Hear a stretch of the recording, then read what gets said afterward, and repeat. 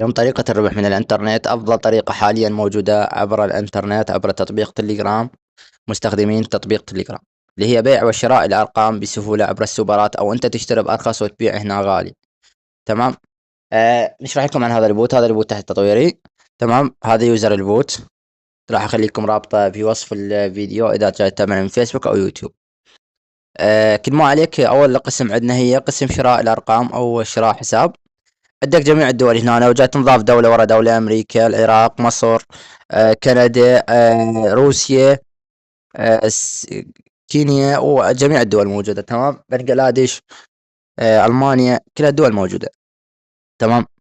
تقدر تشتري رقم، يعني شوف يا دولة متوفر بها حاليا. هاي صفر حاليا، احنا مو تونا طلقناه.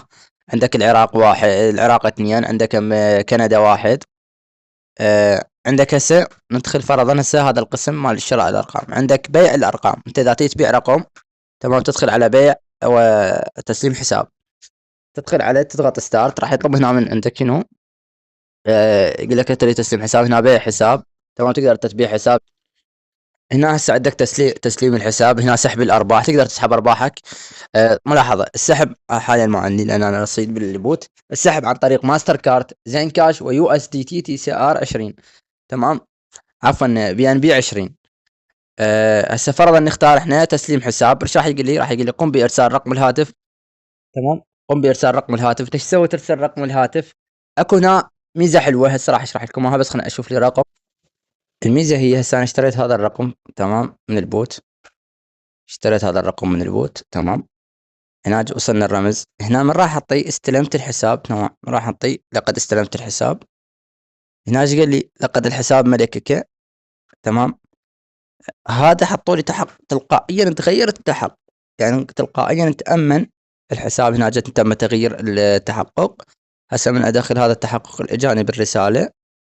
تمام. اللي اجاني حتى البريد متعطل، اللي اجاني بالرساله شوف يطلع صح. هسه انا شو اسوي؟ تمام. اقدر ابيع الرقم، واكو ميزه ثانيه هم راح اشرح لكم اياها السرعه. فهسه من اجي انا على تسليم الحسابات هنا، على ابو تسليم الحسابات، ارسل الرقم اللي، لا عفوا، ارسل الرقم.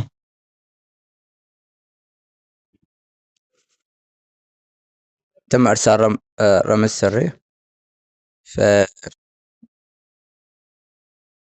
راح ارسل الكود نفس ما تشوف. دقيقة. ارسل الكود. راح ارسل كلمة التحقق، هاي نفسيتها هو اللي انطاني اياها. عادي يعني، او اغيرها انا، ليش خطأ؟